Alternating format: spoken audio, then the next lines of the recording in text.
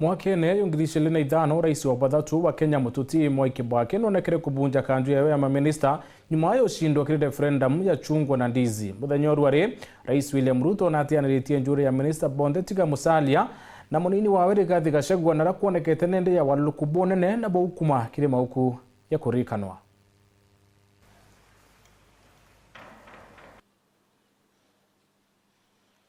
Historia ni chokerete miaka 19 nyumene ara rais William Ruto abutite mawaziri bawe Bonde. Listening keenly to what the people of Kenya have said, and after a holistic appraisal of the performance of my cabinet and its achievements and challenges. Ikarika no mwaka yongirile na ithano rais wa bathatu Mwai Kibaki na abutire mawaziri bawe Bonde nyuma ya uchindo kiri kura ya kwa katiba itare chungwa na ndizi. In accordance with the powers conferred upon me under the Constitution of Kenya, I have directed that the offices of all ministers and all assistant ministers become vacant. Consequently, the occupants of the said offices cease to hold their respective offices with the immediate effect. Muthenya rwari na rais wa batano William Ruto na abutite mawaziri Bonde no tiandikia nene kuwatila ministry mwanya.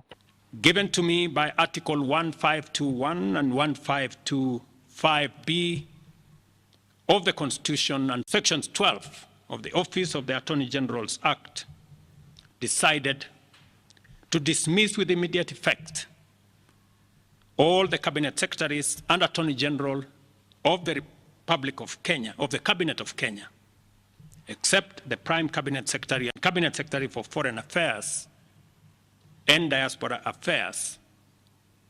And of course, the office of the Deputy President is not affected in any way. Bobu maniti na maandamano ya Gen Z baraba chumiri kureana na Rwarero Finance Bill 2024.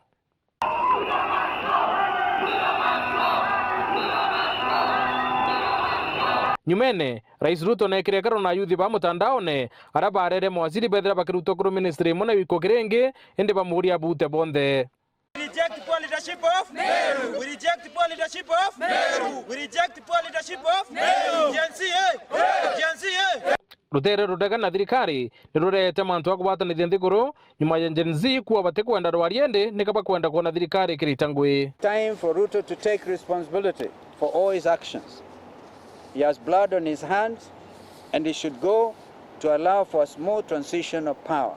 Kenyans have had enough of Ruto and are demanding that #Ruto must go today, not tomorrow.